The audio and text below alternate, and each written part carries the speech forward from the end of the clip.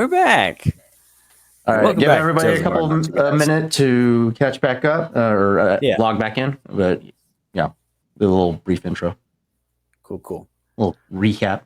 A little recap. So, the party has been talking about what the Magisterium is potentially up to, what the end goal is, what they can possibly do about it. Trying to find allies or a certain way to progress forward with everything happening currently.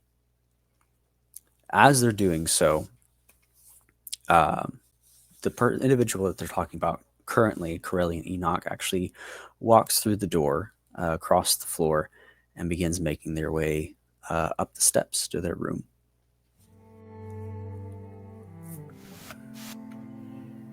I would like Gori to say something as he notices this individual.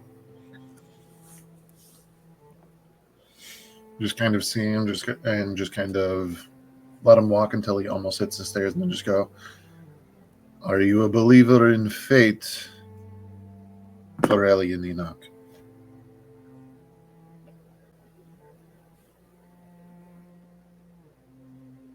Wait, Sometimes. that's him. He's right here.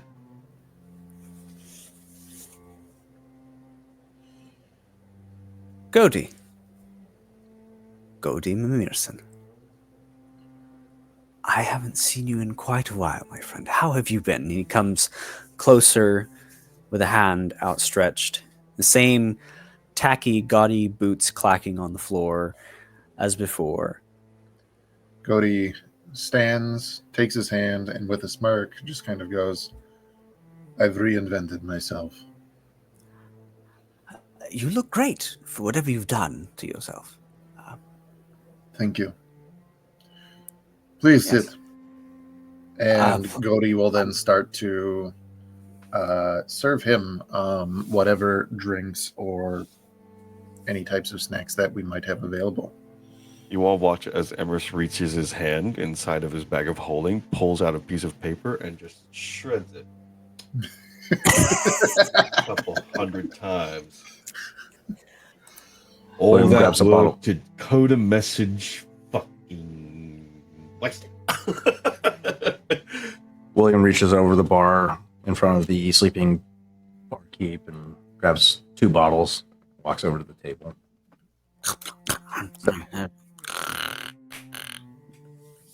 Sets the one in front of the group and the other one he keeps for himself. I thought I was the thief. I'm just blatant about it, Mike. I'm sorry, I gotta shake that. I toss a gold onto the counter. Pleasure seeing you as well, Enoch. In a minute. Last time I saw you, hell was raining down. You're all together in one place. This can't be good. So what sort of trouble do you find yourself in these days? A few new faces, I see. So brought more along for the journey.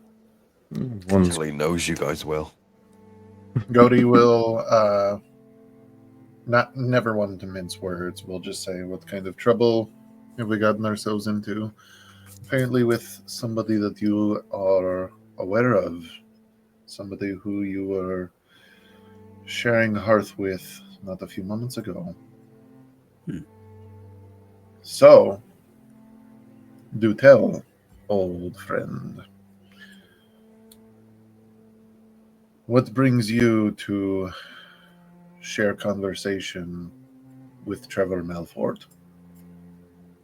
Ah, yes.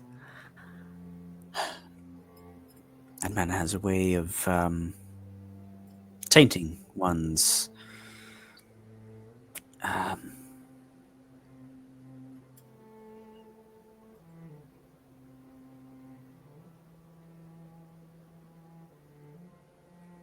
You are absolutely correct. Mm-hmm. Yes. We understand. Yes. He's a tank, Um, all right. yes. Trevor Malfoy's been trying to get the Enoch Trading Company to work with him for years, attempting to use their resources to expand on his collection. He had a few new ideas this time around. Every once in a while, he pops back around into my life. I came into town. I usually come here every year to the Harvest Festival. It's become quite the grand thing. It lasts 3 or 4 days, and then go back. My family actually had a cottage out here for the summers. It's not what most people would consider a cottage, but it was nice. You can come out and fish in the lakes and run in the streams and forests. And everything's changed since then, but some of the charm is still here. As for Trevor Malford, yes, he had a few ingenious ideas. I should None very that much like to hear were. about them. They're really actually rubbish. One sentence describes as ingenious, the next immediately afterwards rubbish. Somewhere along the median path lies the truth, so no need for pleasantries, Enoch. What are his course. plans?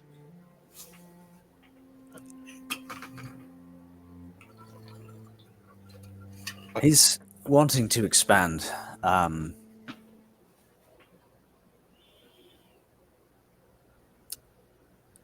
A search for an artifact. How he knew of Eden and my research into it is beyond me. I've kept everything under a tight wrap. But yes, he's looking for another piece of that paragon.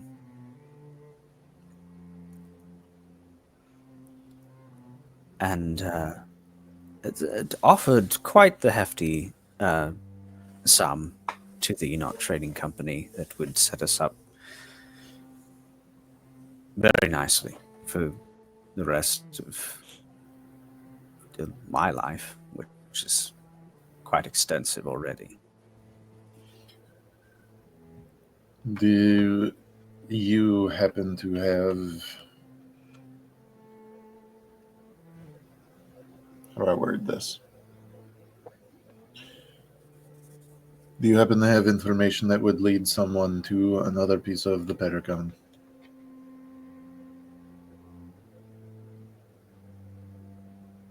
And he whispers.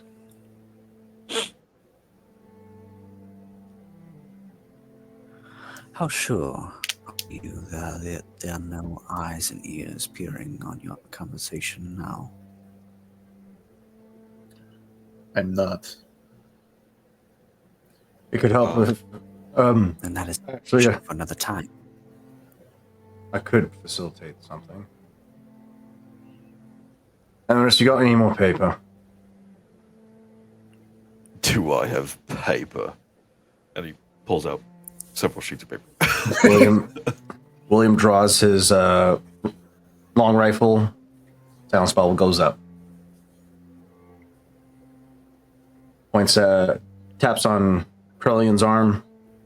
Sets down one of his pens on the table. Points at the piece of paper that Emrys lays down.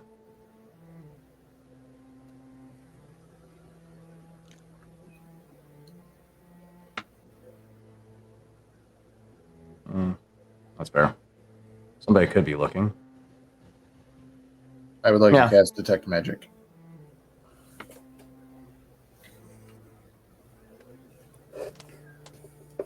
What are you looking for? Any indication of scrying on our current location? Little orbs. I will step out of the area of silence to do so because this requires verbal components. But I will spend the spell slots so that we do not waste time.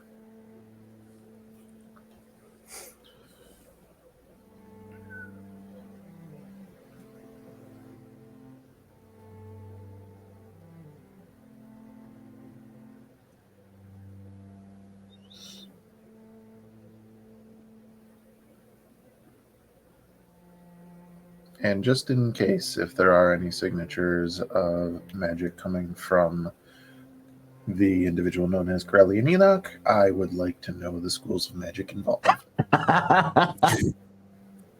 Illusion. Bum, bum.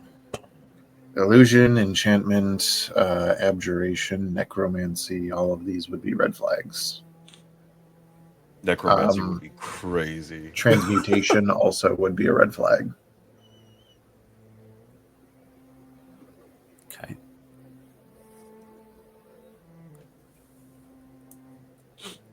What's in this guy's pockets? I want. What does it have in its nasty little pockets? There would be on Corellian abjuration. And a small book in his breast pocket that contains conjuration, evocation, abjuration, illusion. He's a wizard.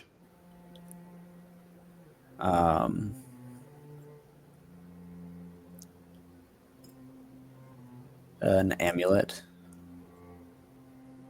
That is, what is that? What is identify? Identify as It's, divination. Divination. Divination. So that would tell from there. Is the book with several different auras about it giving off wizard spellbook vibes? Yes. Okay. He himself is giving off abjuration, though, so Godi will write on the piece of paper what spells protect you. Mage armor. Most likely.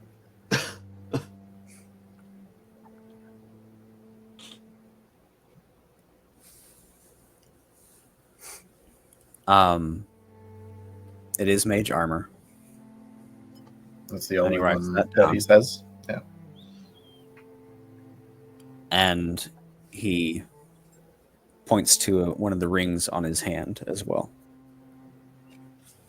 Ring of protection. It's ring of protection. Yeah. Okay. And no scrying sensors, familiars, invisible creatures. None that you can tell. It seems like the area is fairly clear of all of that. And as you Except look about, for Amaruk, who's resting on Dania's lap like a giant oversized lapdog. But he's just been very quietly petting throughout this entire conversation, not involving himself or what you three are doing. Yeah, but that's normal.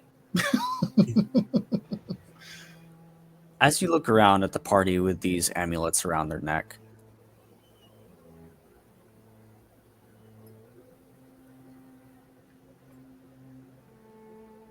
proof against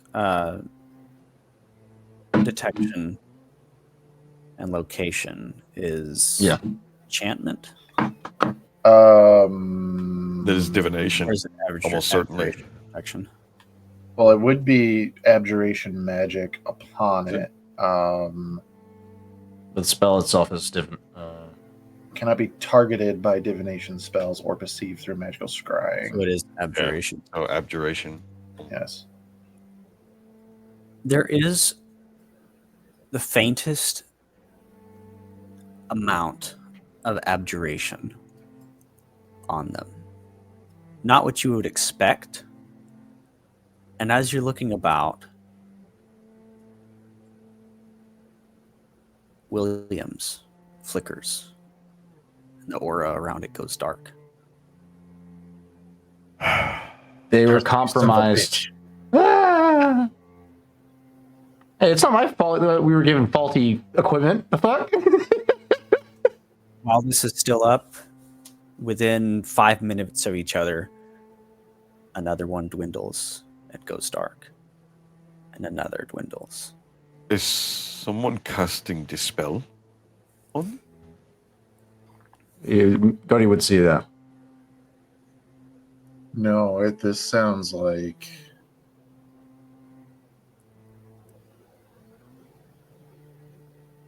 Is it like faulty is the word that comes to mind, but is it coming from like from a direction and they're going out in that direction? No, Or they're is it just like a light bulb going out.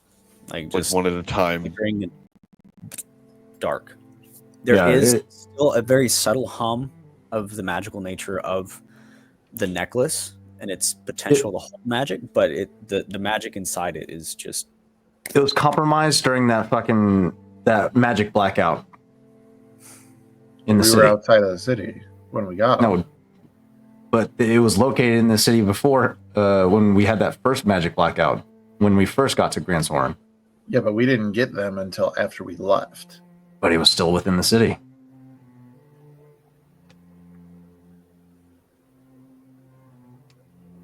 But then, If they came from within the city. Then why is our other magic item still working? Right. All right. Interesting. Might I potentially roll Arcana to see if I could determine if they were tampered with? Go ahead. I cannot use guidance because I am focusing on detect magic. I don't think that we need detect magic anymore because there's no scrying answers. Yeah, the scrying sensors so yeah. Okay, so I will guidance then, just to be sure. If I can get my fucking D4 out of this tray. There we go. Ooh, Cody said a bad word. There's no such thing as fucking bad words. Alrighty. That is a dirty 20. And you are rolling investigation to see if they've been tampered. Arcana. If it's investigation, then it is a 15. No, it's Arcana. And what are you looking for again? To see if these have been tampered with.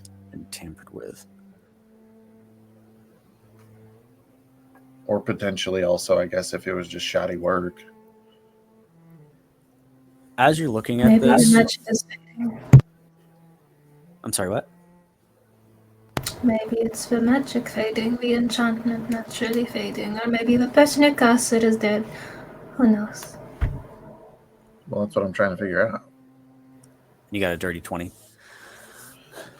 Yes, a 20 that has had some work done. A Sasha Grey 20. You son of a bitch. You're looking at this.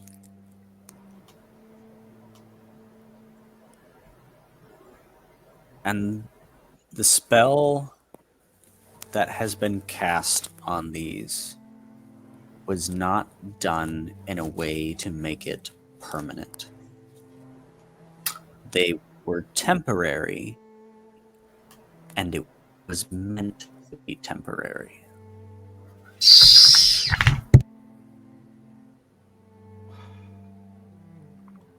Oh, shit.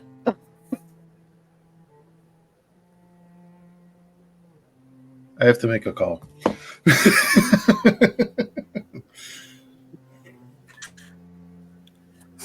It was made in a rush.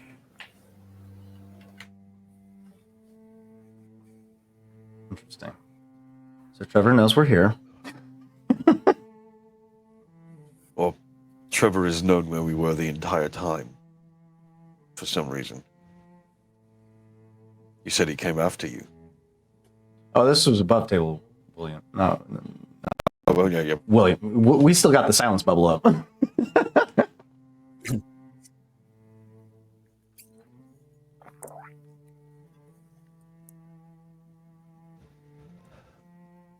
But that being said, is Corellian making any indication as to whether or not he's going to write down the location? If not, William's going to drop the ball.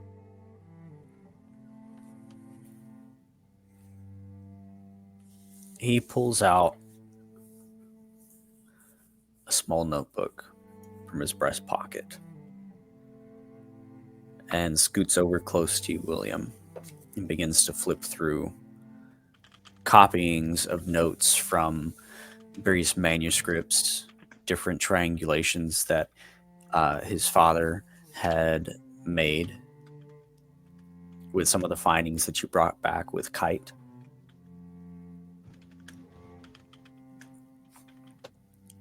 And there's scribbles and riddles and clues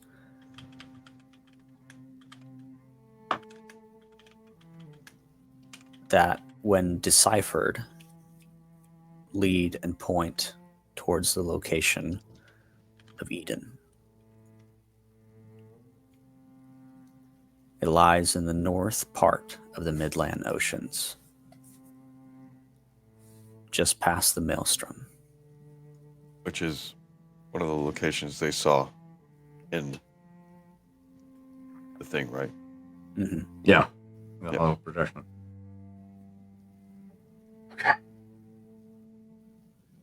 So William will take a moment to memorize everything that he sees while the bubble's up. Just an extra layer of precaution. And then once Corellian closes the book and puts it away, William will drop the bubble and put away his rifle. I've actually been meaning to contact you all. I'm sure this would have been a finding you'd be interested in. I just wasn't quite sure how to get a hold of you. I'm trying to be in contact with our friend KD, but it's elusive as well. So, did you tell Malfoy of course not. about this? You take me for a fool. No, that man's a Corellian bastard on the best day. Corellian's been one of our strongest supporters during the events of Greenport. He can be trusted. Good.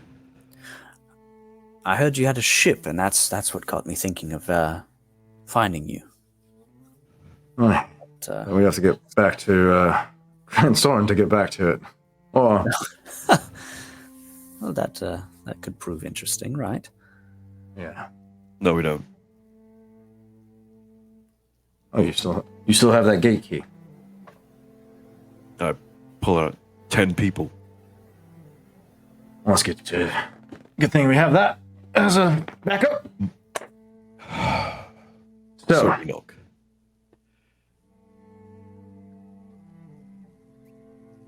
I would like to work with you, if possible, to get sort of a petition going. Something to get a meeting with the Council of Grancis.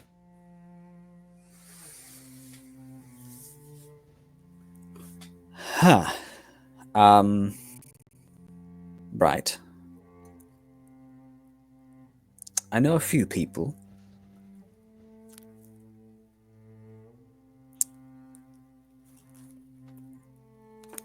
I could try pulling a few strings, but I'm not guaranteed anything. I have a we know who has been spreading the plague. I actually have evidence right here. We need to get this information to the council because they need to know. I was wondering if you would help with this. Of course. Anything. These people have been hunting us like dogs. We need to stop them, and we don't have the power to do so.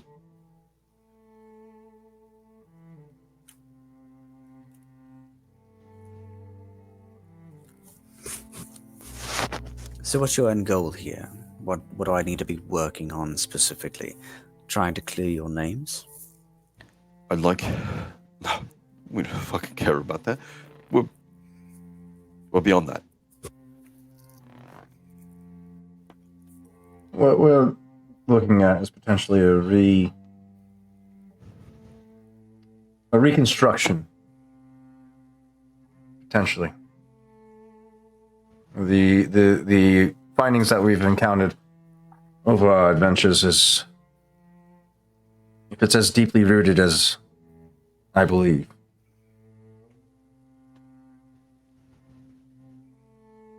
we're talking about the dissolvement of an entire government structure. Potentially. I will hand him the note that I found on the court operative in right next to the mist. Okay.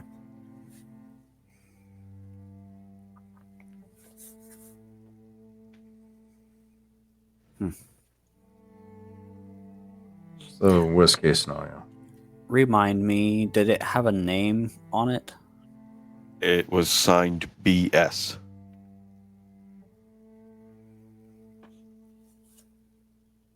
We think that is. We think that is the Grand Magister of the Magisterium. BS, you think that's Belarius Stride? Matter of fact, we know it is. We found down in the basement of the Magisterium the very piece of the Ember Paragon that they had corrupted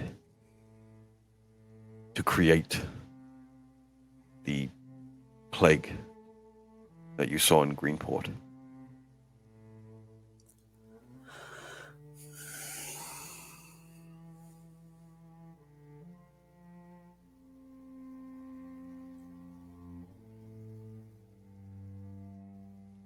The ritual room was found in the Magisterium's offices, the library in Greenport.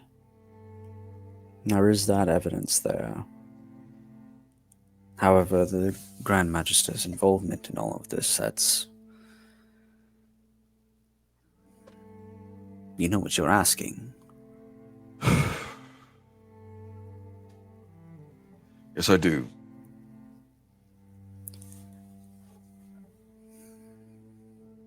I'll see what I can do. I'm not sure.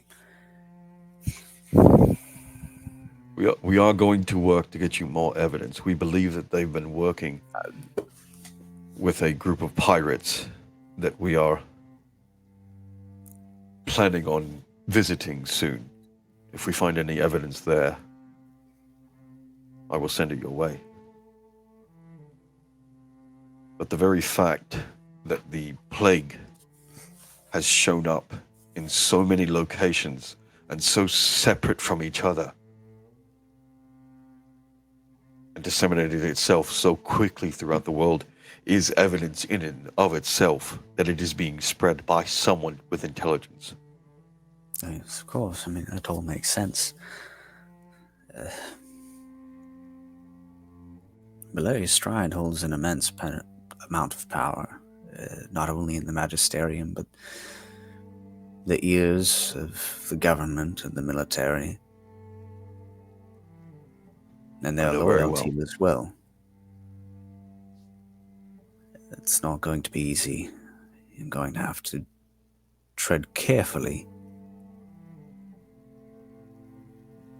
Finding the right people will be difficult, but it can be done. And I'll do what I can about it. Not to Petition mention of lower nobles. that could work. Not quite under the influence of the larger houses of nobility.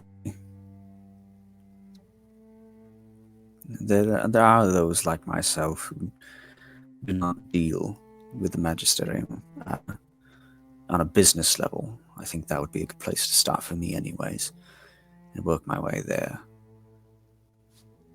We'll work from our end to continue gathering allies that can help us with this fight.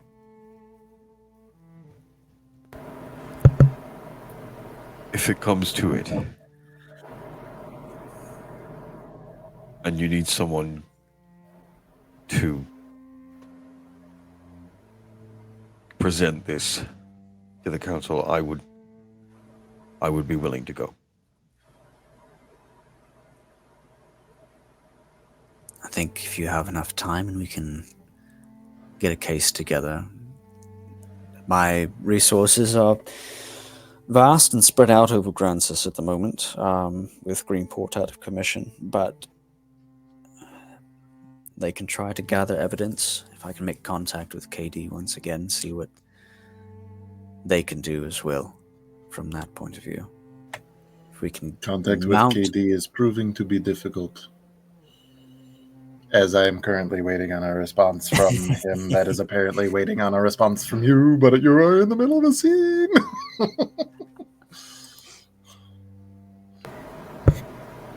I would say we should tread very carefully going forward. You, William, you mentioned a restructure of a government, essentially. That is exactly what the Midnight Court is attempting in themselves. As we know in good authority. And they have agents well placed already within themselves. This we found out when we were separated. I had a conversation with my brother, who is now unfortunately one of these inquisitors, these members of the Midnight Court now integrated as part of the Magisterium, working right under their noses. They actively seek us out. And what is a court really? A conclave of people who would seek to make decisions for others and rule over them. With resources far greater than our own, clearly. They have experimented beyond these creatures that we've been fighting. I saw that Rurik himself, he is now part of, or rather with... Oh. Do you recall when we fought that creature in the field, how those worms became parasitic? They embedded them within ourselves. Right. Yes. Rurik seems to have a similar creature, albeit symbiotic now. He showed me its eye appearing on its hand. More proof He that they was not consort with devils.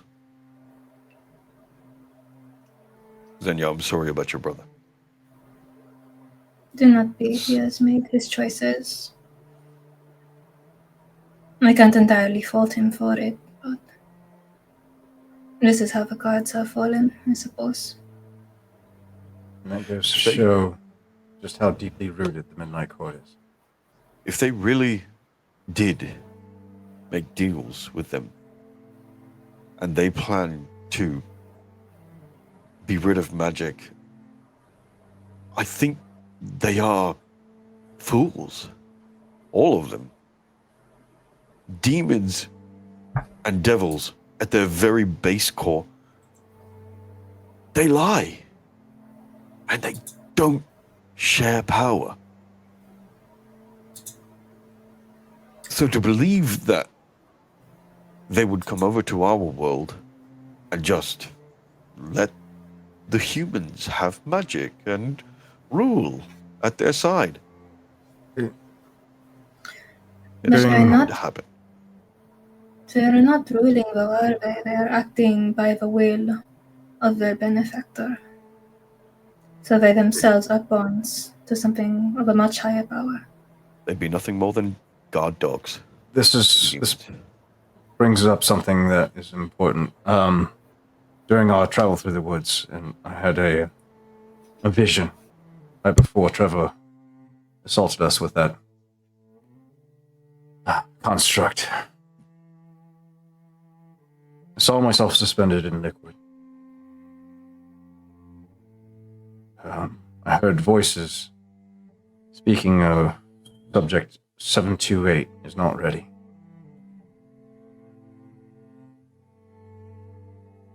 But the experiments must move forward. And I saw Valeria Stride there. In the vision. So whatever they're working on, whatever they've been distributing, is not a perfect sample. It's still experimental. You get visions like that often. It comes in waves, yes. It's the first time ever hearing about it. And Godia is already aware.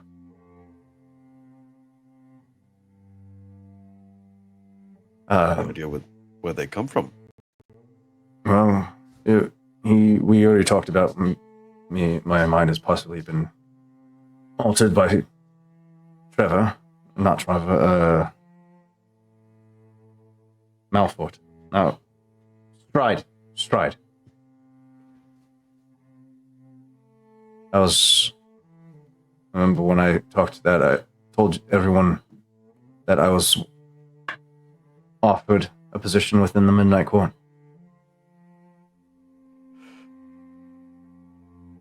Don't take this the wrong way. Do you think they're visions? Or memories?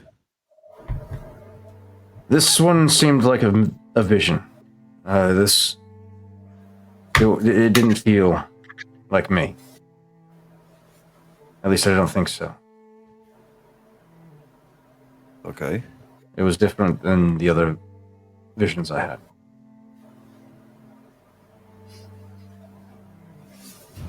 But the others I had were memories of my past life. This was unfamiliar to me.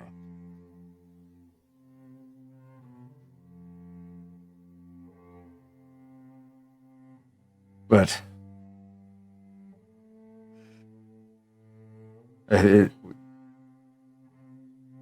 you mentioned the experiments, and that it's just one that stood out, a memory that stood out to me.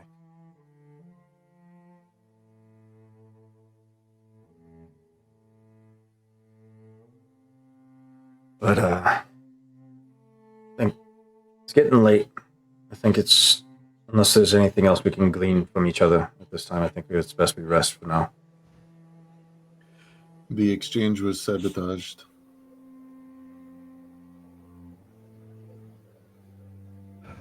I'm guessing from a handler, I'm supposing.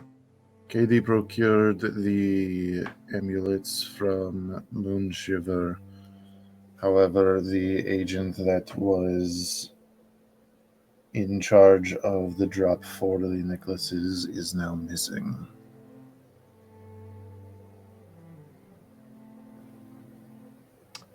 Convenient. Emerus is going to stand up. He's going to reach his hand out towards Enoch. It was lovely to meet you, and I wish you the best of luck, Sir Enoch. I wish it was under better circumstances, to be honest. When I saw your faces, and how familiar they were, I thought for a moment this would be a pleasant conversation. We don't have too many of those these days. Been a while.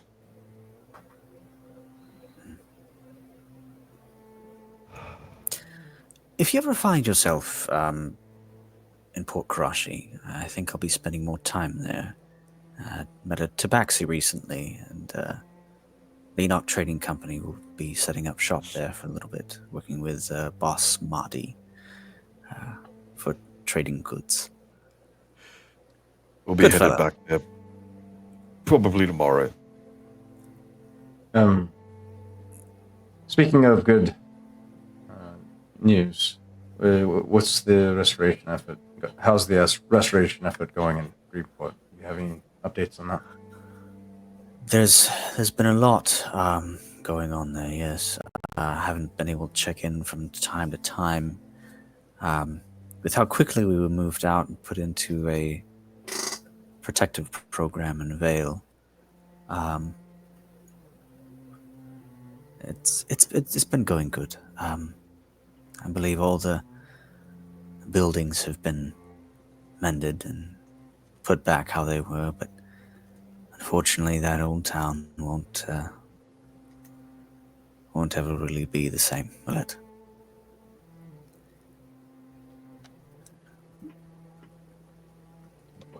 But it's coming along. Good to hear. It was good talking to you, Corellian. Likewise, my friends. Please be careful. I gotta go check on that goblin, make sure he didn't kill our new friend. Or bludgeon him.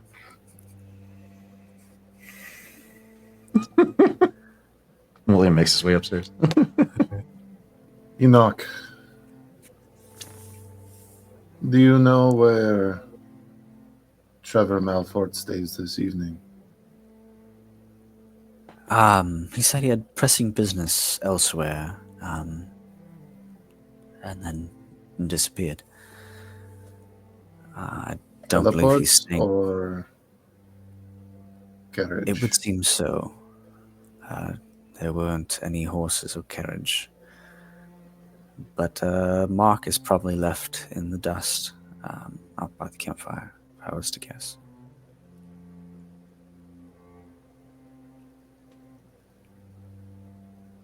You said a mark? Like a small teleportation circle. Go do we take a walk? Take a friend. Has Grendel had a long rest at this point? Not at this point. Hearing take a friend, kind of like getting to the edge, and like look back over his shoulder, because Godi would say, I don't need one, but then he's going to sigh and whistle as an owl lands on his shoulder. No, it is not Godi's. A friend. I like it.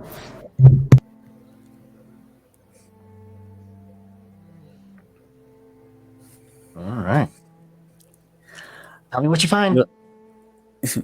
William, as you get to the top of the stairs, you hear a ruckus coming from the room, as if a large boulder has just hit the ground. You open the door, and this goblin of yours, as well as this druid that was once well kept, hair disheveled, panting. Right, goblin.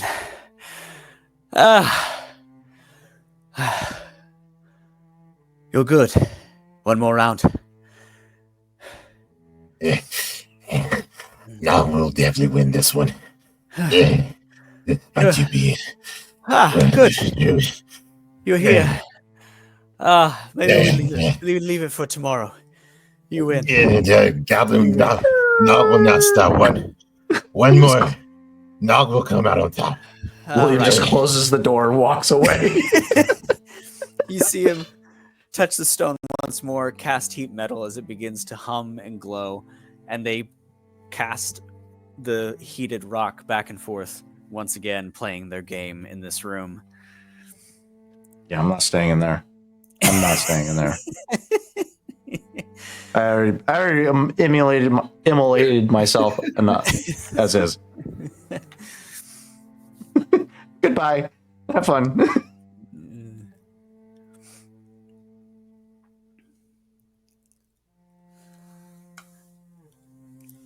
No, Godi, you and your owl go off into the night.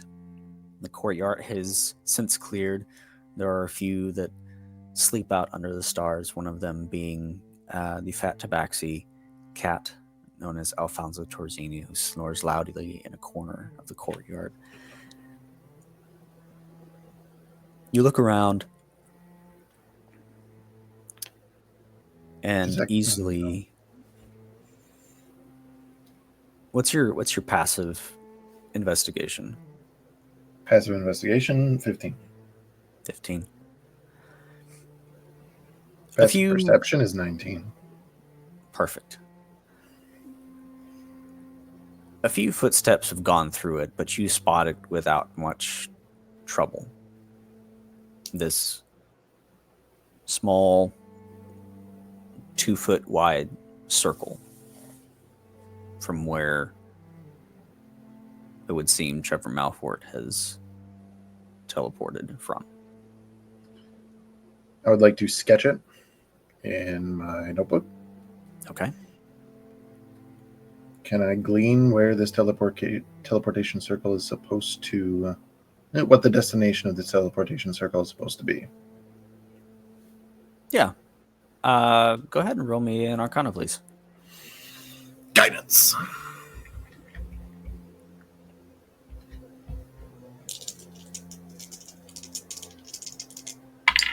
Could I possibly get help from the owl? Knowing who's on the other end? No, Sure. that's. Oh, you said sure. Okay. Okay. Arcana check 23. Very low rolls tonight.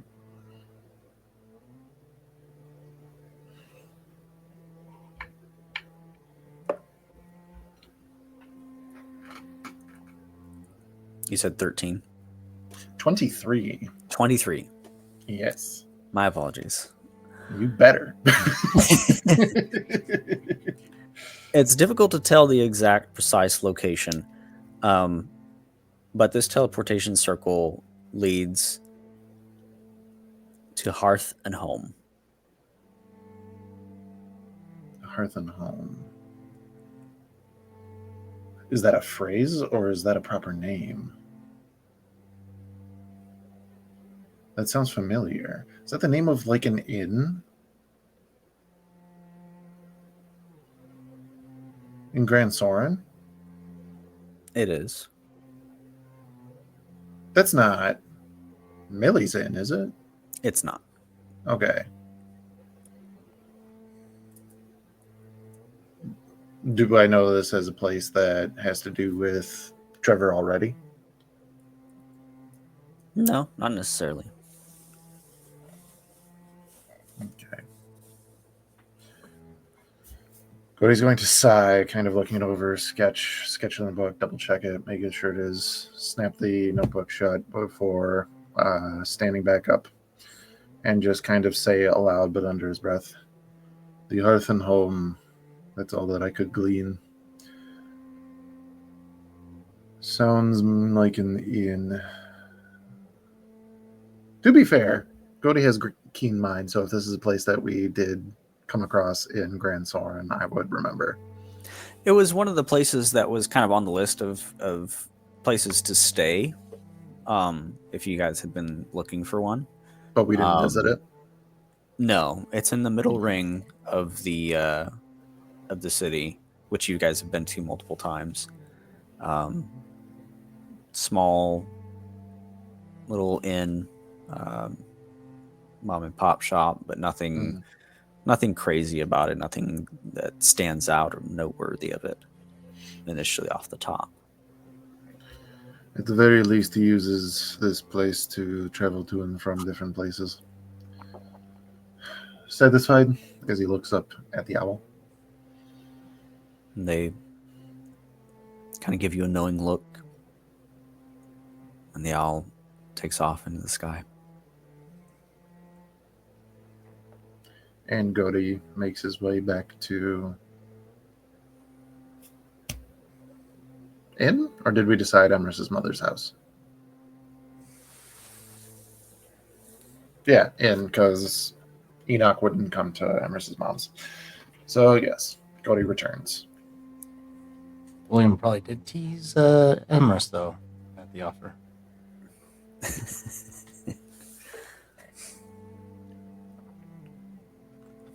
You know I can go invisible and I have sharp things, right?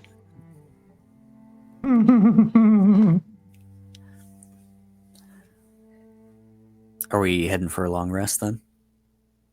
Yes, please. Okay. If we Taylor's been are- patiently waiting. As the night wanes into the long hours of the morning. Go Just for it. a quick question. I'm going to preface just because I don't want to have to revert what I'm going to do. I do plan to redo my spell list, so will we complete this long rest? Yes. Okay. Just didn't want to do it, and then it's like, well, you didn't get your long rest yet. No. Shit. You get it. All right. Probably gonna be muted for a bit. As the night progresses into the long hours of the morning, the sun once again rises on Isilra. The rooster crows, and you all achieve a long rest.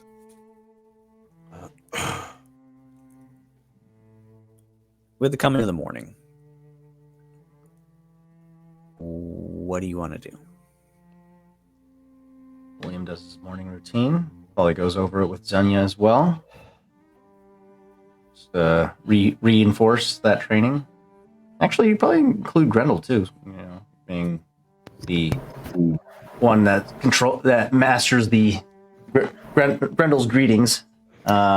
Grendel would probably be up with William as he's like doing his training. Grendel's going to be cleaning and making sure her cannon is all good for the Betty buys. And she's going to make sure it's all loaded, as well as making sure her ballista is loaded as well. And just taking whatever training advice that William has for her, as she is, again... Ooh. This is a perfect time for William to go over his new fighter maneuver. What is it? Not the bait and switch. It's his new one. Wait, no, never mind. I didn't get it. I changed last second to disarming attack. Never mind. I was gonna get what's it called? Commanding strike. Allows other people to take their reaction to do it. But I was like, nah, I don't want to burn people's reactions to do it. So never mind. But would be showing people showing the two how to how he goes about disarming people with his weapons, and then tripping them as well. All right, if you're going to shoot a weapon out of somebody's hand, you want to target the wrist specifically. All right. Okay. Tendons in the wrist. So do I aim the cannon at their hands, or? You not so much. You just have to worry about shooting them. But Xenia, with the... You don't have a firearm anymore, right? No, he does. Rico had everything. Pretty much. So he's got both pistols. Oh. Delightful. Yeah, goes over the targeting the tendons in the wrist to cause it to break its hold, and then the Achilles tendon is the perfect spot to take out because it'll knock a person prone every time. So he's just like, line up the sight, you aim for those specific points on the body, guaranteed to take them down or force them to drop something. And then, yeah. Does a dirty 20 hit whatever they're targeting?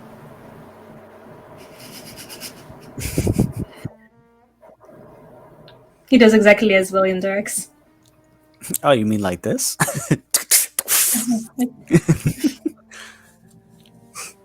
Like that? Yeah, yes, yeah, exactly like that. That's, you're really good at that. Well, you see a wash of like an expression of a father of a very proud father. He's like, wow, this guy just is taking to my lessons so quickly. Well, I've seen you do it quite literally 1,000 times, so... And it's not so different from a bow, you know? You still hold it in two hands, ideally, and then you look at where you want to shoot, and then you take aim. It just has a bit more of a, I wish I blast. had 10 of you when I was commanding officer in the Navy. I swear, you think it's intuitive, but I've seen buffoons nearly blow their own heads off with these things. You don't want to have me in the Navy. We would all have been seasick at the same time. Yeah. Yeah, we got to work on that. Well, good work. Just keep up that, and they'll be proficient in their time.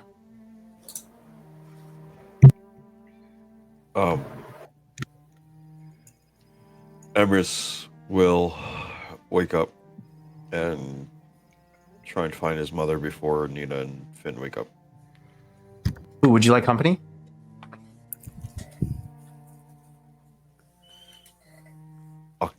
I have so many stabbing things. So I have so much stuff.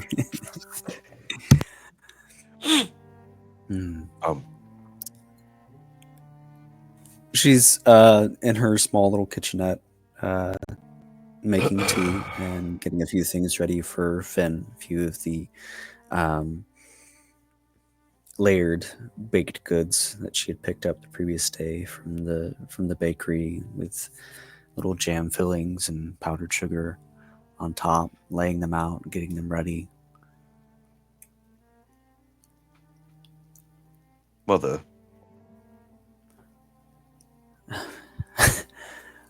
Yeah, sorry. Not used to hearing that. I'm Yes. very not used to saying it, so I know It's the nice, feeling. Yes.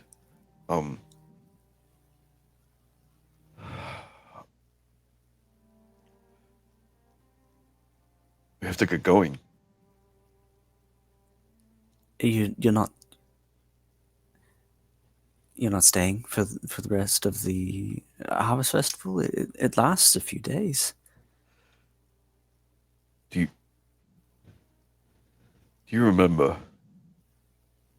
all the stories you told me of Eden?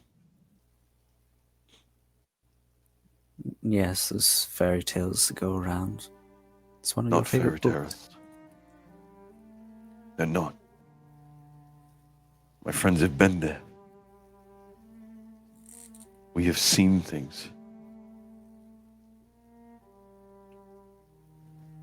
We have pieces of the Ember Paragon, and we are trying to fix things.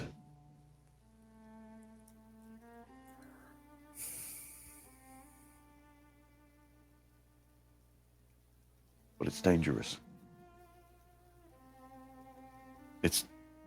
It's dangerous everywhere.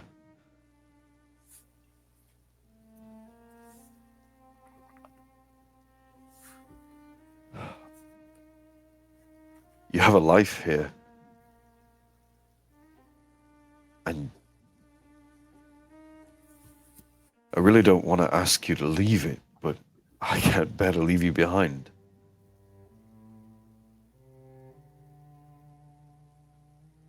Would you come with us?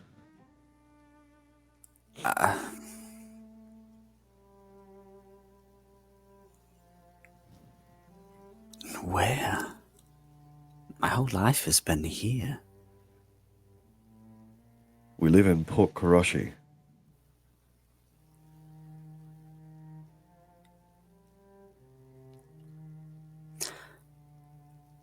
How's the weather there? Sunny. Beautiful. Most of the time. And the flowers? I haven't taken a walk in the woods there too much. We've been too busy, but I'm sure they're lovely. Because if I'm coming, my bees are coming too.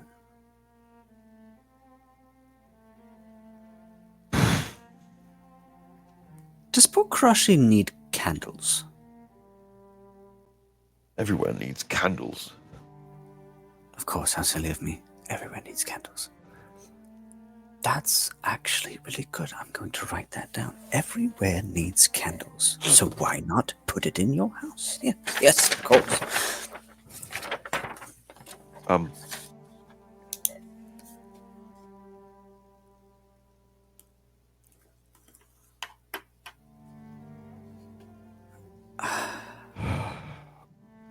there's I have a stone that is enough magic to get 10 people back to Port Karashi in an instant. That's We will have to have the Enoch Company ship your bees, probably. You'll be without them for a while, but you'll be safe. There's so many preparations to do, so many things to. I have to say goodbye to all my friends, and this is a lot.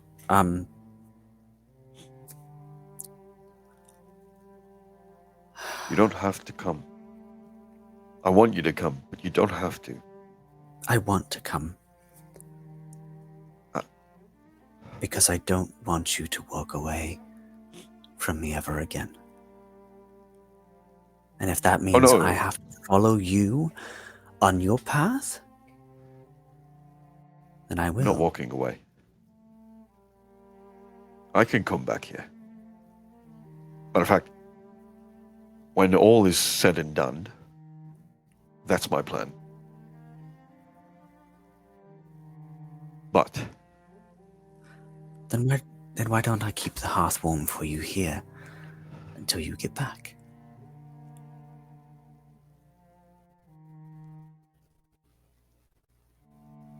because I don't know if it'll be safe here much longer. What do you mean? You don't know this, but last night we fought a creature just outside this house. Devils showed up on your doorstep.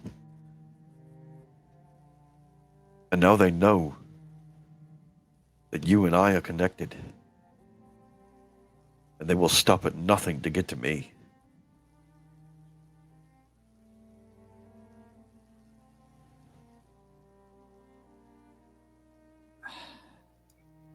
So you don't have to come, but I want you to know the risk.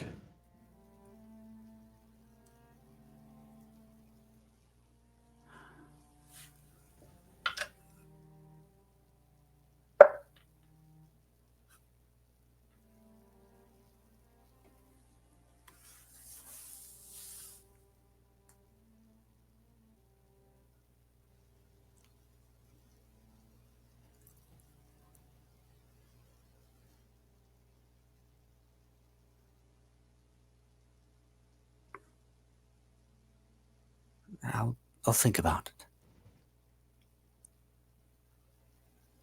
I'm sorry. I feel like you need an answer right away. No. But we're gonna go. I do need some time. We're gonna go into the forest, and we're gonna find maybe the source of corruption that's eating away at the edges of our town, and hopefully figure that out today and fix it. Maybe that'll keep you safe for a while. I don't know. But I feel we have to do something.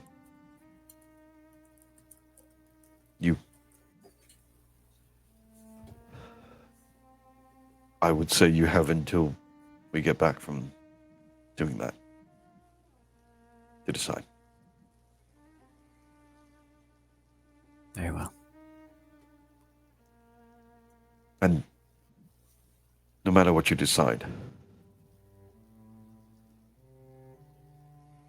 my heart stays here with you.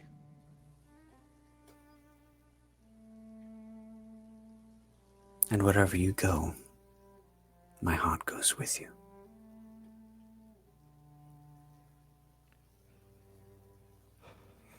All right. Where to go?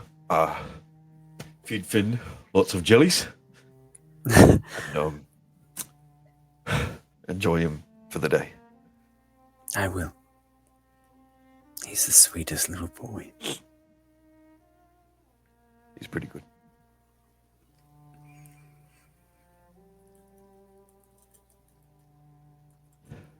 Unfortunately, I didn't know about him until barely 2 months ago. So he grew up without a father. I'm just trying to make up for lost time.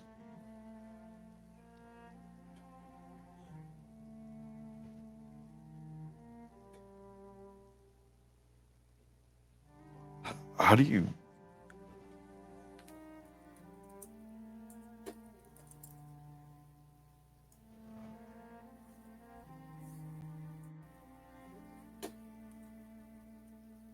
How do you cope with the thought of thinking that you disappointed your kids?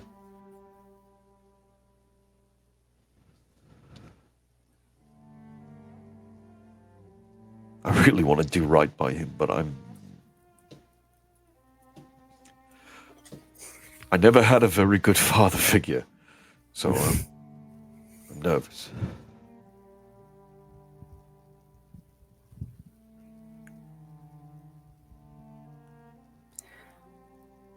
You do your best.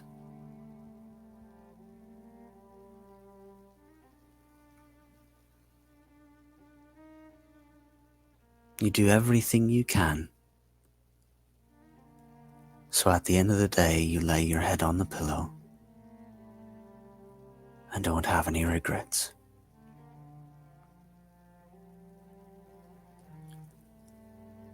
You're going to let them down, Emrys. You're going to fail them at some point. It can't be avoided. But as long as you've done everything you can, as you yourself,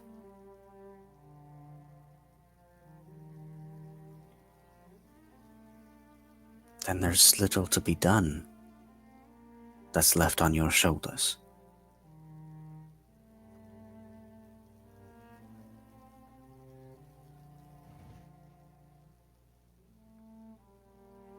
I punched Dad in the face on the way here. I saw him. Did you now? Where is, no, don't tell me where he's living these days. You don't want to know. No.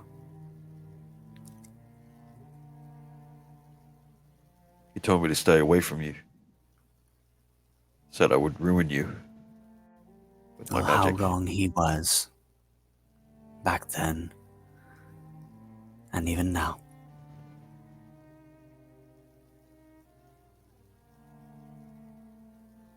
I don't know. I've always thought maybe he wasn't totally wrong. Why? I flicked the magic item that lets her keep the illusion on. You wouldn't need that if it wasn't for me.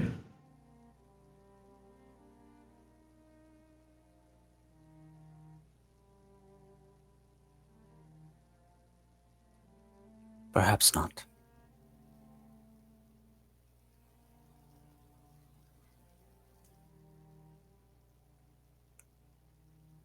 She puts her hand over it for a moment.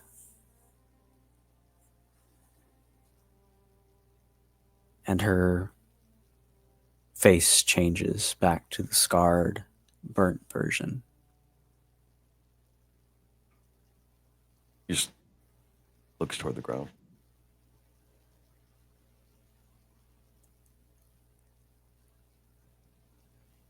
She grabs her chin and pulls it up to meet her gaze.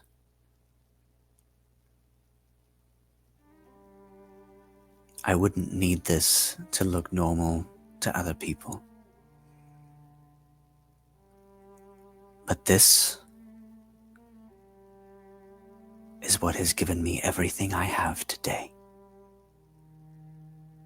A good man in the house. A beautiful candle shop in our lovely little town. And my son, return to me. Without it, you would not be who you are now. A father to Finn, a husband to Nina, a friend to your group.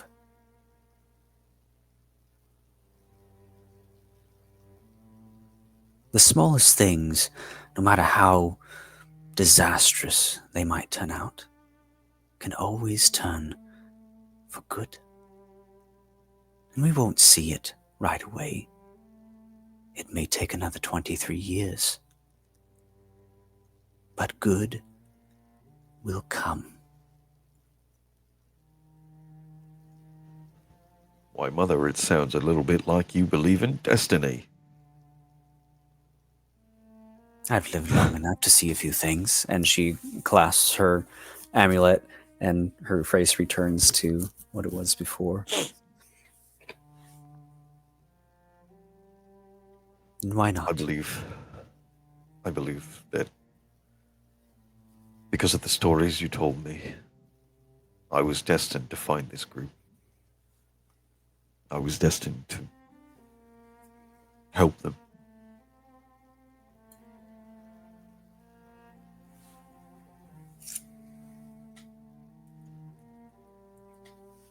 But our work's not done yet. And the world is only getting more dangerous. For us and the people we love.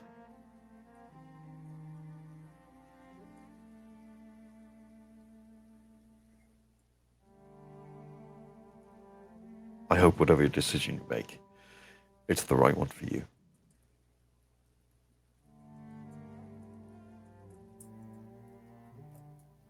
It will be. And I give her a kiss on the good side. And I head out to the tavern. As you do, you slip out the door, you notice that, and there's something weighted in your pocket. As you reach in, you feel layered pastry. As she slipped it in your pocket on the way out. Something to eat as you rush off this morning. Oi! What are the rest of you? How did you learn to slip things in pockets? I guess you'll just have to find out.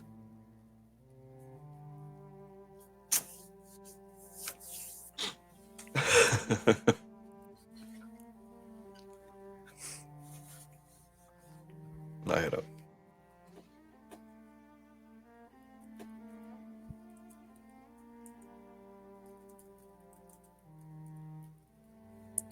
What are the rest of you doing as we start this morning? Yes.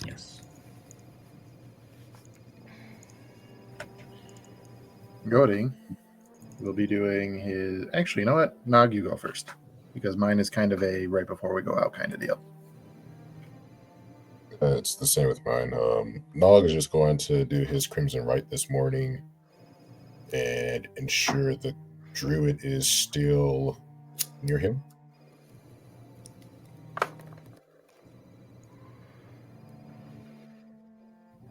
Yeah, passed out. Beautiful. Tired. Nog is going to bridal carry him out to wherever William is.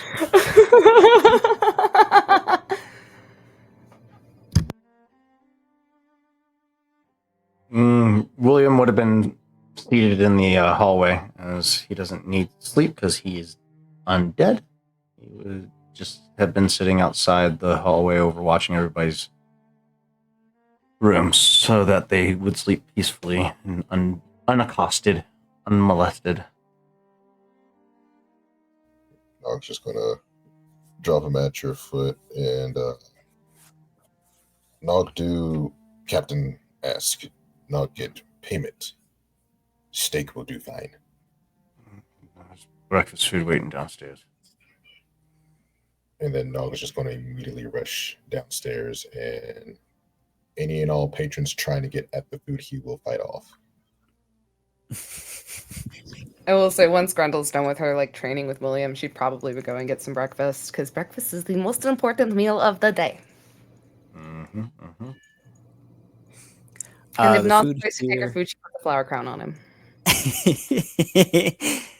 The food here is in a buffet style, kind of all set on a table, and you move through, pick it up on the way through. So have Even at messed that up as giving you a will. buffet to Nog. Yeah. Yeah, Nog is Yeah. just going to protein, so eggs and All meat, sense and of just health, going at it. health safety protocols out the window with this guy. Yep. This place is not going to pass health inspection after Nog is done. They'll go through with some bleach after you guys leave. I mean, William obviously will be the last person to sit down with a plate. It's just basic rudimentary stuff to make it look like he's eating or something like that. But once everybody's seated and together, Godi is not there yet. rude. Oh, okay, fine. I won't do cool spell things and make things easier for us going forward. I will be at breakfast with bells on. Waking up today, Godi would have prepared some new rituals for the morning. And chiefly among them, he is going to take out his bag of runes, grab a small handful of them, and maneuver them in his hands as he focuses for a moment.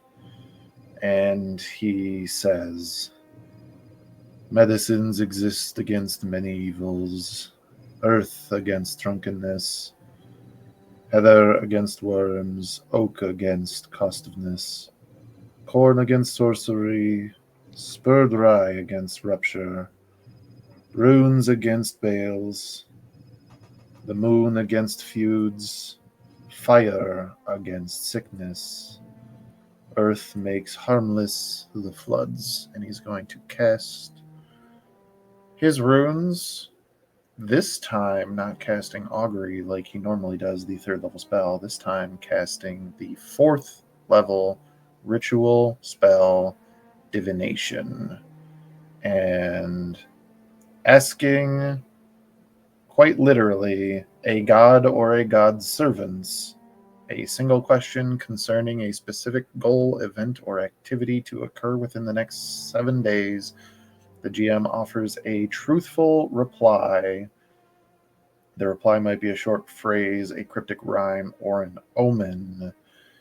And the question that Godi is pondering this morning is, does the party have everything necessary to cure the lands around Isilra from this blight?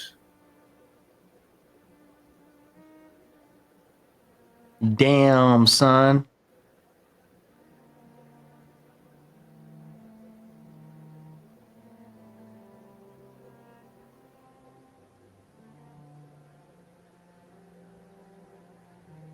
You're muted, buddy.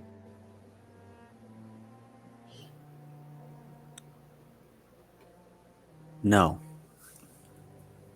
But the means to do so are close. Follow-up.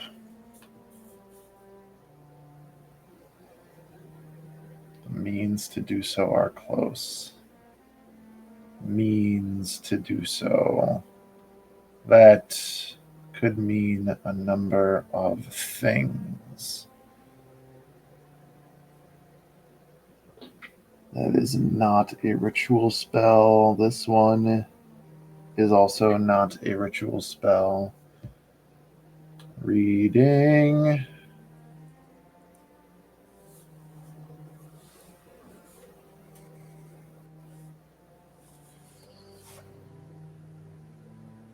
I will ask if without knowing the specific noun you are talking about, would casting the second level divination spell locate object looking for the cure of this blight be enough to yield results? Run that by me again. Sorry.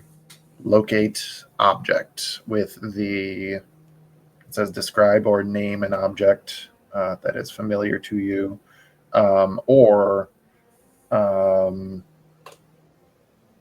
it says that it doesn't have to be one that is familiar to you. It can be one that is the nearest object of a particular kind.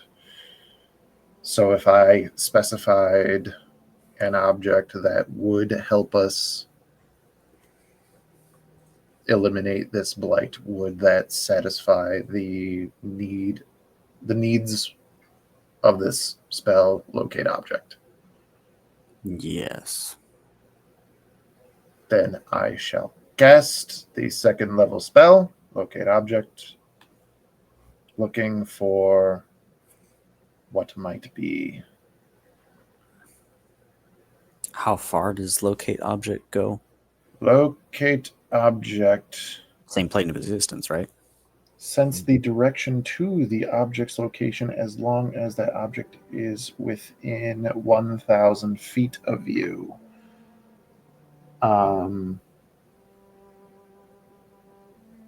If it's in motion, you know the direction of its movement. Okay. East. East. Alrighty, satisfied for now. Godi will pick up his runes, gather his things, and make his way silently to the main hall, getting food for himself and water. Say William probably would have been walking up by this point with some food and water, knowing that, figuring that you were up to something.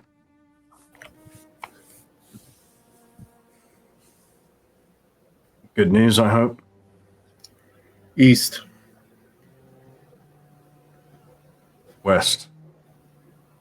No. Oh, I thought we were just shouting random directions. The direction is not random. It is precise. I'm guessing we got you whatever you divined to produce results. Indeed. The cure for the blight, it is east. Did you learn anything from the lantern that was recovered from the druid?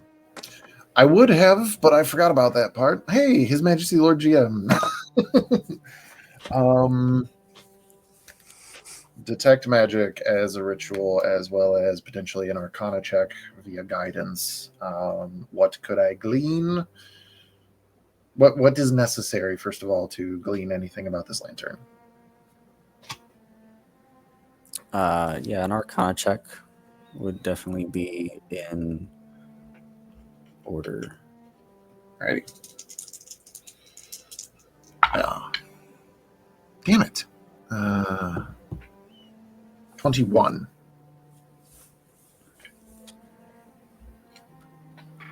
Perfect. My highest roll of the night so far is an 11 on the d20. Well, that's not good.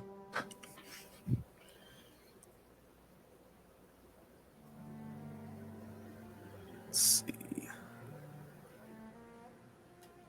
Where is that?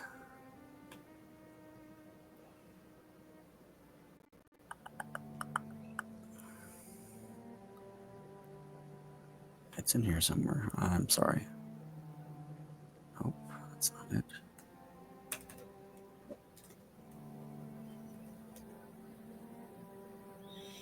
That's not it either.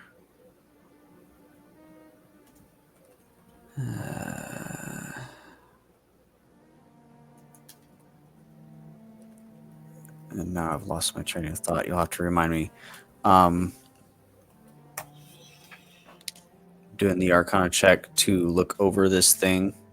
Yes, Lantern, see what yeah. we glean about the lantern. The what about the lantern? Sorry, cut out. Whatever we can glean about the lantern. Okay. Upon picking it up the night before, something a little off icky about it. So you've been taking precautions, I'm assuming, to handle it with care. It is abyssal in nature. Ooh. It is a weapon. It's a scythe with a lantern attached to the end of it. The lantern holds no flame at this point. However, if one were to detect magic from it, it would be I would. necromancy. Is this motherfucking Necron from the DC Comics stories of Blackest Night? You just have to find out. Necromancy is all that it. Gimme. Absolutely not. Are you insane? I'm the only man that can handle this weapon without taking serious damage. God's help us all. Nobody wants anybody to handle this. We just have it. Yeah, the haft is made of like a charred bone, fused with black iron. Tarzan, calm down. It's Call me necromancy. Bone Daddy. No. It seems to be lying dormant at this time of day. Nothing really emanating from it or moving. Whereas the night previous, before you picked it up, small abyssal whispers from the chain of the lantern, and the surface of the charred bone itself seemed to have movement to it, but no longer today.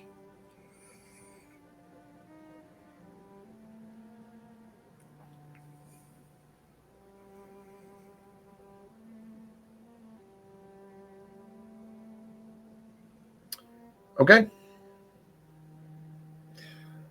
Then the scythe goes directly into a interdimensional space that is not in the possession of one William the Great. Bone Daddy wants it. Bone, you're nope. That's enough.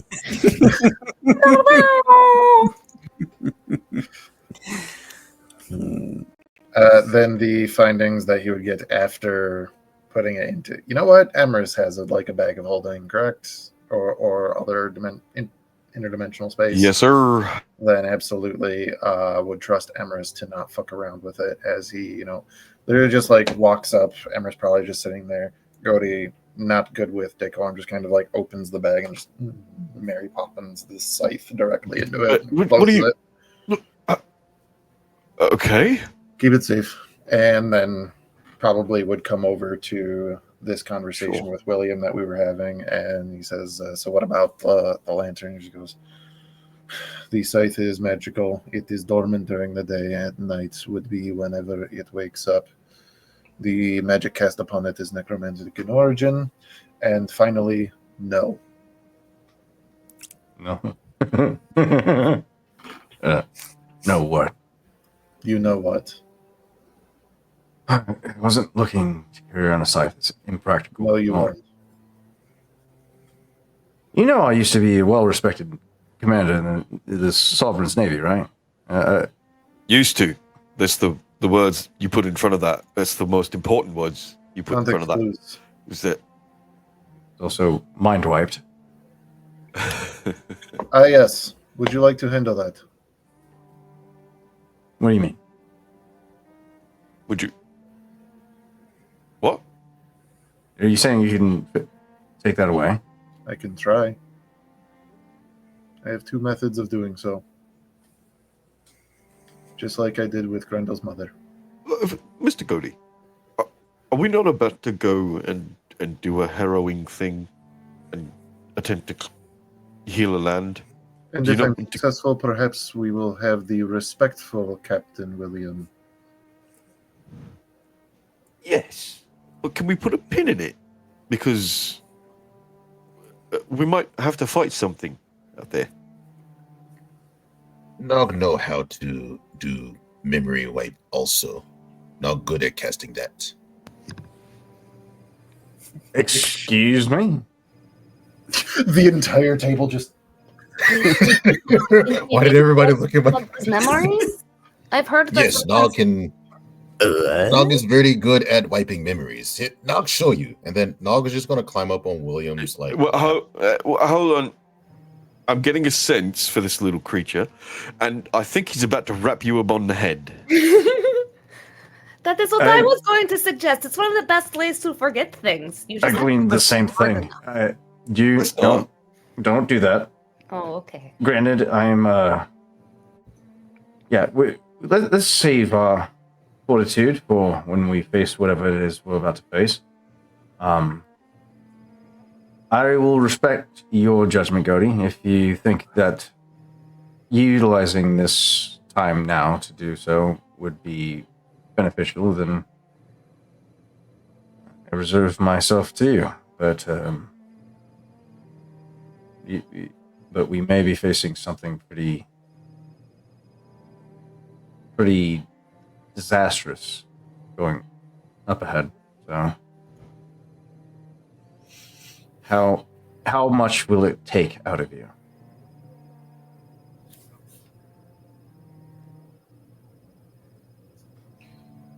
Elevator music. I would start with. Caster get tired. Nog never tired. If you need Nog fix, Nog will do good. I'm trying. No, we do not want his memory wiped. We want it fixed.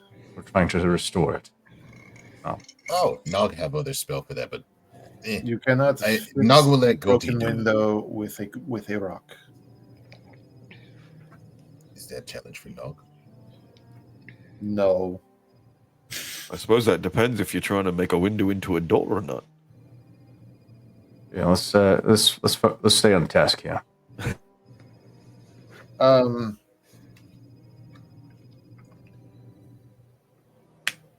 His Majesty Lord GM, we did discover that the affliction upon William the Great was, in fact, the spell Modify Memory. I think it was a 9th level spell, too.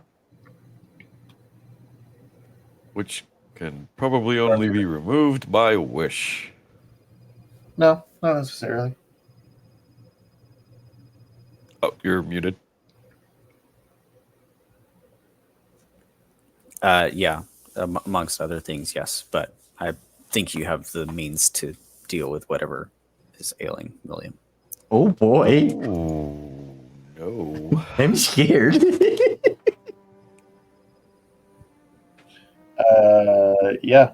This would take precisely 1 spell slot from Godi.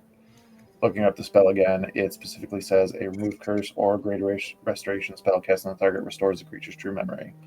And casting the spell at a higher level alters target's memories of an event that took place over longer periods of time. It does not make the spell harder to restore.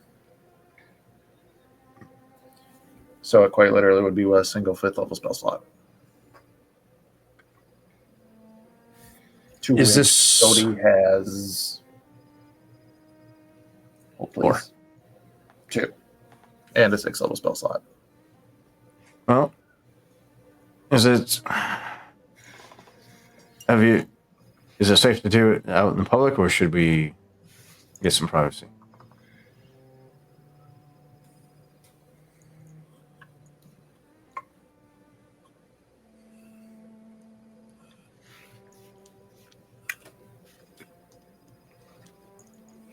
Depending on what you might find, privacy might be better.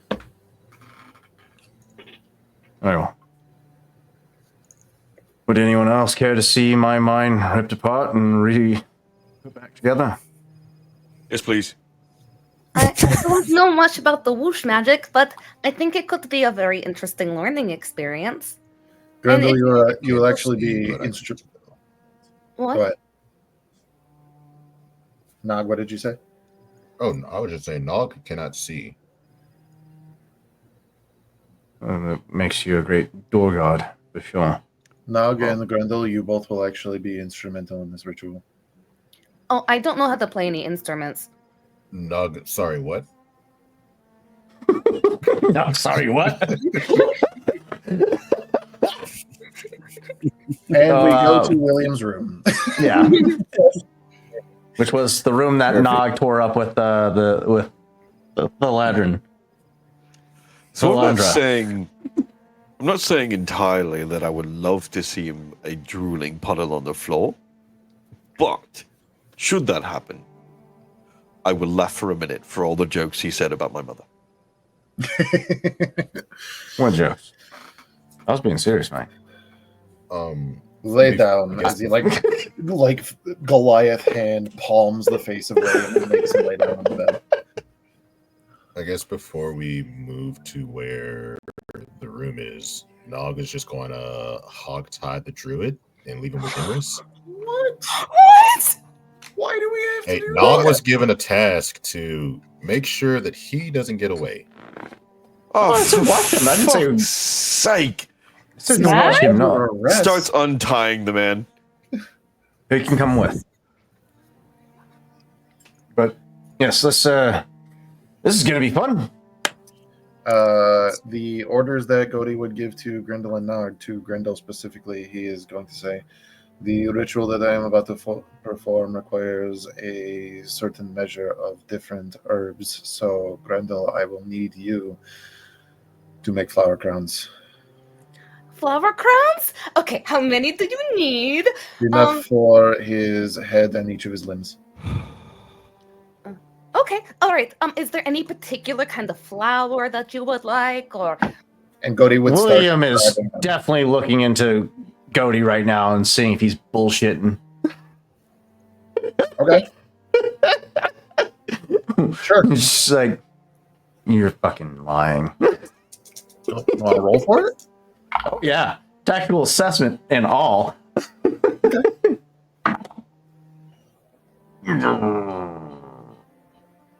Bitch. That's a D8 too. Yeah. Ooh, that's good. 16. 17. Fuck off. You fucking bitch. 17 plus 1 for guidance, minus 1 for Godi's charisma. Son of a bitch.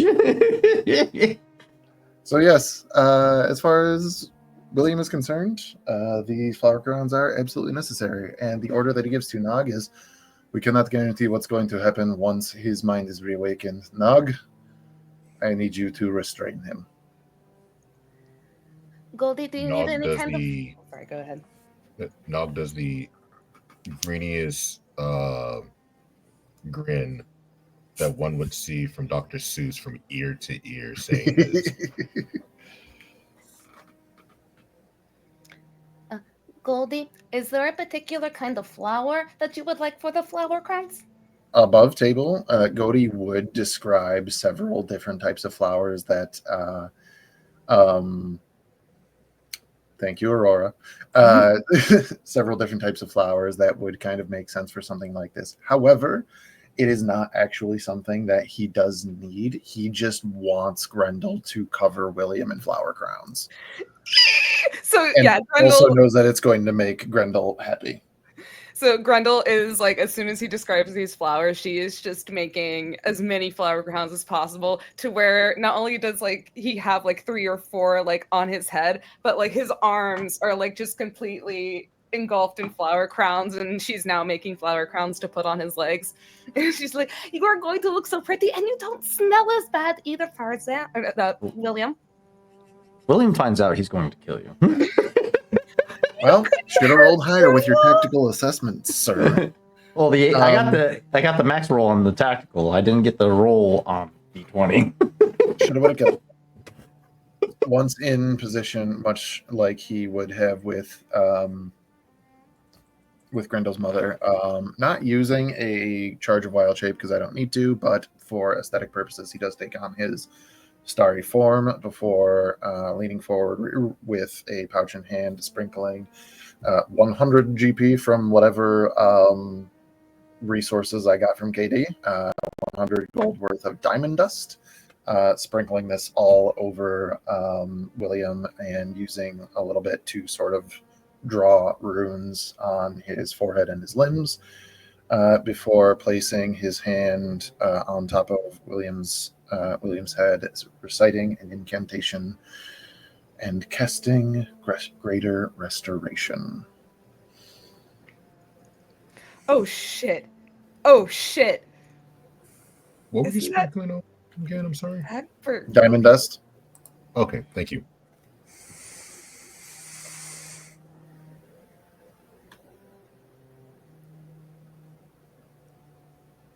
As you cast this greater restoration,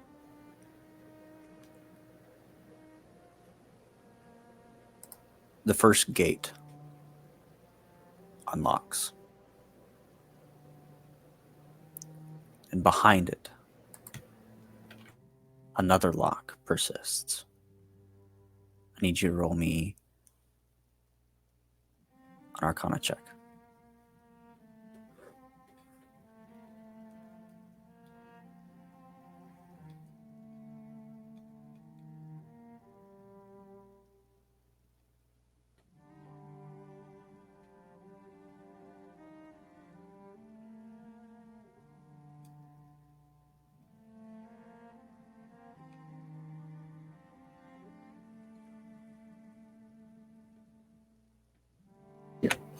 I was muted this whole time. My bad. I take it that I'm not allowed to use guidance for this. You can use guidance. All right. Could I talk you into the fact that somehow Grendel and Nog are providing the help action? Grendel is helping Yes. all she can with her flowers. Yes. Out of curiosity, we'll let it fly. He'll help somehow. Okay. Oh my goodness. Alrighty. And this is an Arcana check. Mm-hmm. 26. 26. That lock breaks. William, I need you to make me a wisdom saving throw. Oh, no. Come on. That's a 6. Fuck. Okay. Indomitable? Oh, shit. You're right. Yep. And I'll cash it in now. Role play counter. This is great. Where's my Indomitable? There you are. Let's do it. It's a fucking 5 again. No! 6. Tarzan! I am not meant to save this. What is going on? You're going away. Do we have heroic inspiration? Anybody? Lucky feats. Another Arcana check for you, Goaty, Do I still have help? as we delve deeper. Yes. Do I still have guidance? William, I'm assuming is not resisting through this process. I'm Correct. assuming. If he's not resisting, I will grant you the help action for these. Guidance? If by nothing else, Williams. Yes, go ahead. And guidance is still up. I always have to be sure because we're playing with funky rules here. Oh my god. Well, that's 2 3s on the d20s and a 3 also on the guidance, so that is 6 plus 9, which is 15. Okay. William, I need another wisdom saving throw from you. Let's do a different die this time. If you say the Lower. number, I was about to say, if you say the number It's 5 again, lower? I'm going to stab you. 4. doing to me, man? Okay. Karma. Out of, curi- Fucking And karma. one more, Cody. out of more for curiosity, Cody. while he's rolling, is there any like sense or presence that something's going wrong? Not as of yet. We'll know more after. Oh no, the he next rolled two. low too. He rolled low too. It's another 15. Okay. William, I need another wisdom saving throw for me. It's in that one. That's in that one with a different dice. You broke his Hey. mind. He forgets himself entirely. Holy shit. I want you to hear this, William. Oh, I'm about to take a fuck ton of psychic damage. Oh There was a no. lot of Don't worry, if you die, I can bring you back.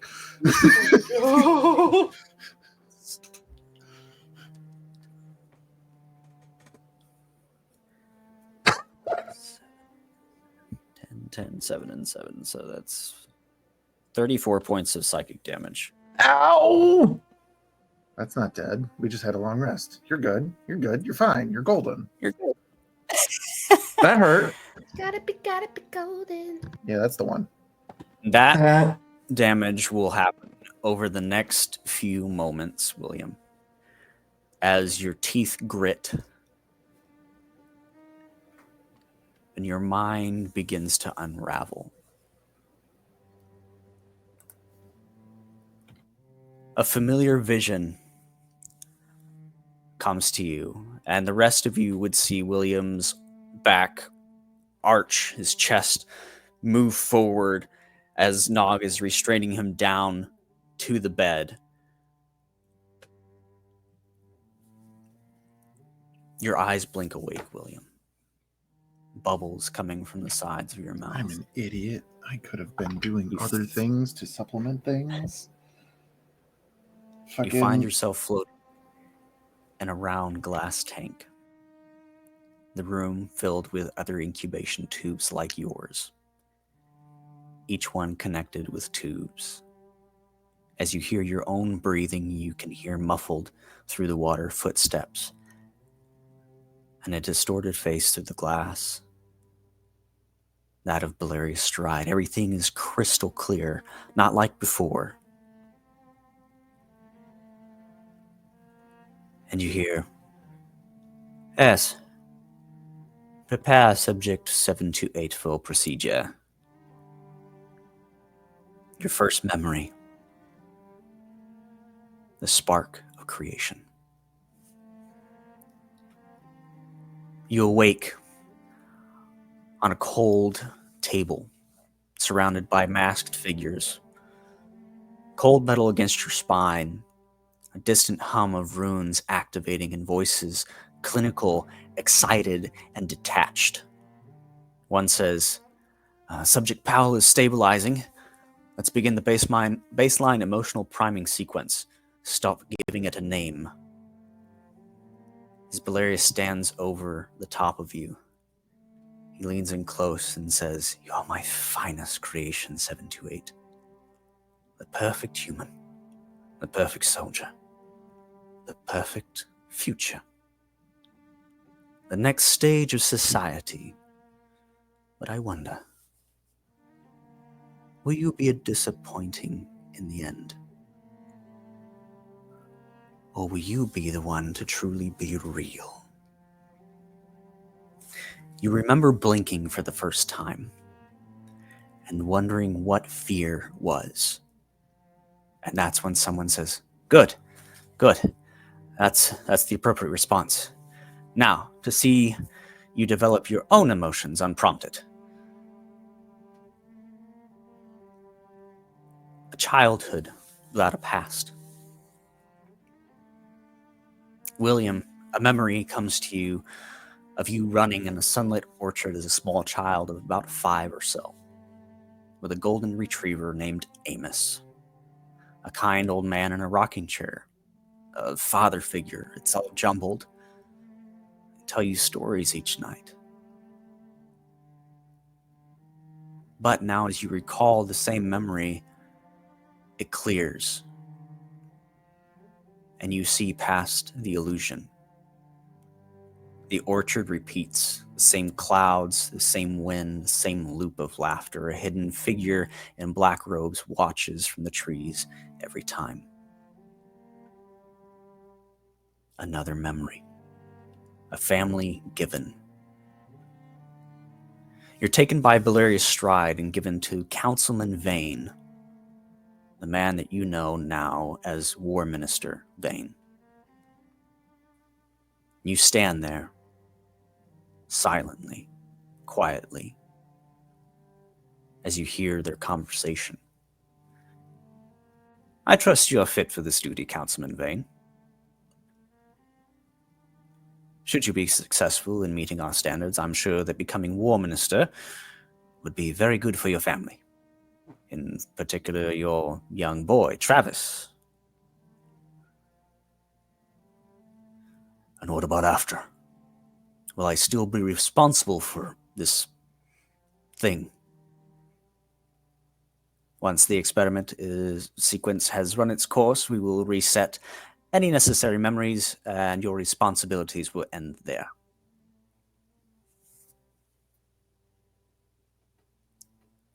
A Love by Design. A woman named Honora Vale. Your first and only love. You met at the academy. Her laugh made your heart ache. Her letters were perfumed and tender. Now you remember when you kissed for the first time, a faint shimmer of magic on her lips. She'd whisper things sometimes like, "Don't let them change you again." Later, memories include watching her screaming as masked mages drag her away, and a cold voice noting, "Emotional attachment reached desired threshold. Begin memory erasure sequence Delta."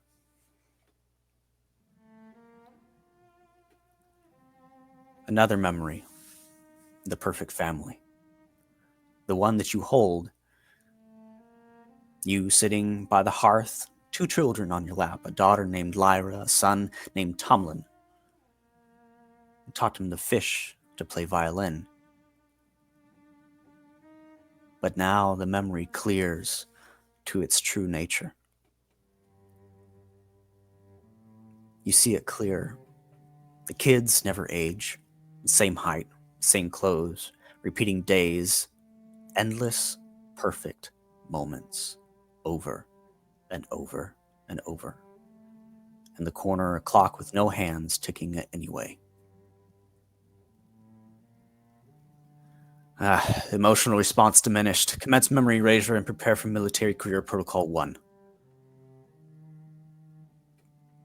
A faked exile. Your memory, a dramatic trial, accused of magical heresy, betrayal, or perhaps a forbidden love, cast out by the council, shame, exile, cold wilderness. The truth. This was simulated. An emotional crucible to make you the man they wanted you to be. As you watched the whole time.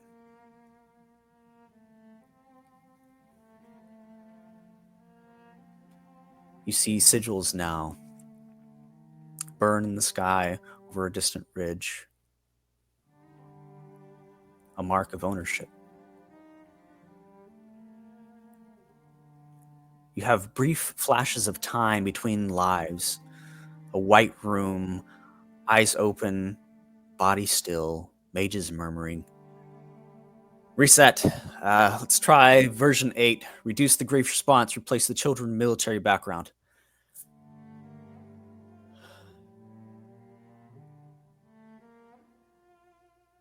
You scream, and a voice replies from behind mirrored glass. "He's breaking through again. Increase the dosage." You recall the taste of salt and blood on your lips after killing a man for mutiny, but now you see the man as no military uniform. one of the people running the experiments.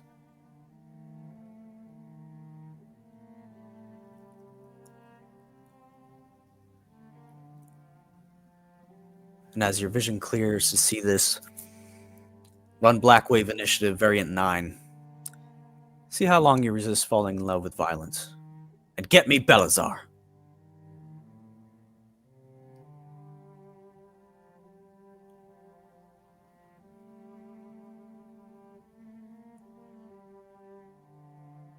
Out of all of these memories that are half-truths that are being cleared and revealed,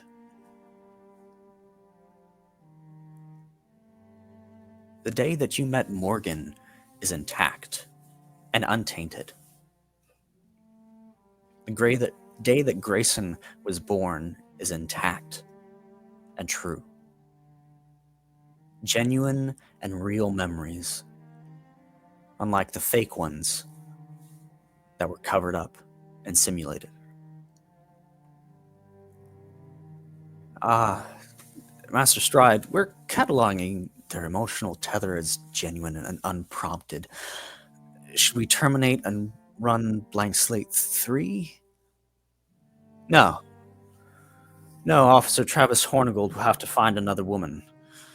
This one should provide some intriguing progress for Subject 728. Let it run.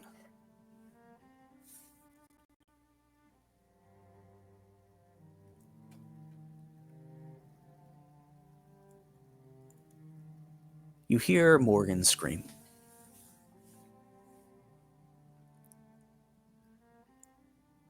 Again. And again. If you ever got around to questioning the world, or if things were real around you, she'd appear, soothe you, distract you. If Belarius ever needed you to kill again, they would simulate her screaming in danger to trigger obedience through love.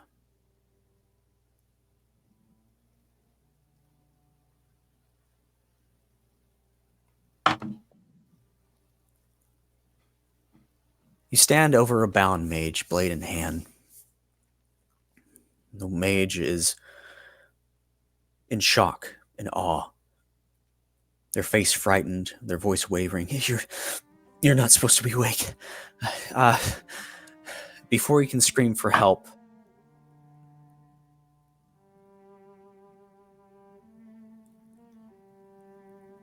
a voice in the dark. Failsafe activated. Memory corruption engaged. The entered drunken state trauma mask. Reintegration in 3, 2.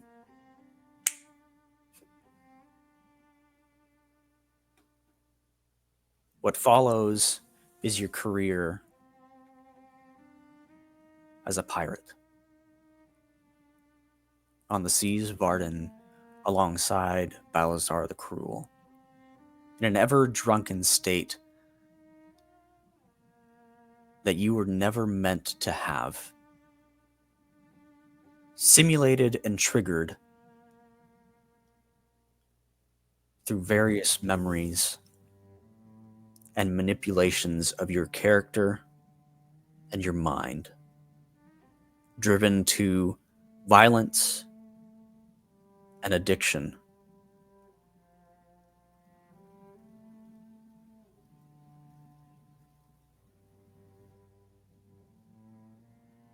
The last thing that you see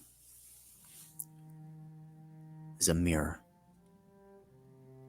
Your face, aging, worn, tired. As you look at this reflection of yourself, you don't see any real past behind the eyes of your reflection. As you move, your reflection moves slower, as if delayed. Behind you, shadows rise, and words burn across the mirror in a golden fire. You were not born. You were made.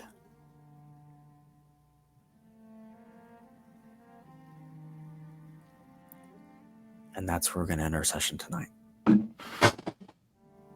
Cody, what the fuck? I was kidding about drooling on the floor.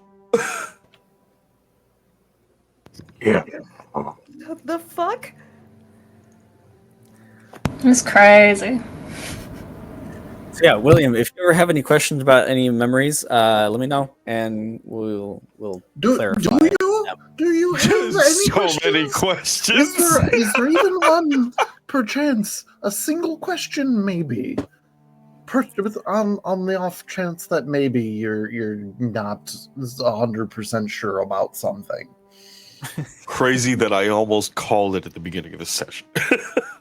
I mean, kind of. It's just like somebody just took my brain and you put it on pulverize. I didn't mean to. If I knew it was going to be this sensitive, I would have taken more precautions. When does this group William? ever take precautions? I did one time, and it was with Grendel's mother. I hate to say it, but welcome to the family of Nog's brain now. Oh, Nog Yeah, is also the Winter Soldier. Okay. He's a circus soldier. Let's get that. That was on the Xenia, but Xenia broke off and got away. When he was kidnapped, remember? That is true. Okay. Well, Yeah. Great session. Join us in 2 weeks for the follow-up of tonight's session on Tales of Vardin and Two So Dice. I love you exciting. guys. Thanks for hanging out. Is And the drama. Bye. Drama. Make good choices. We didn't.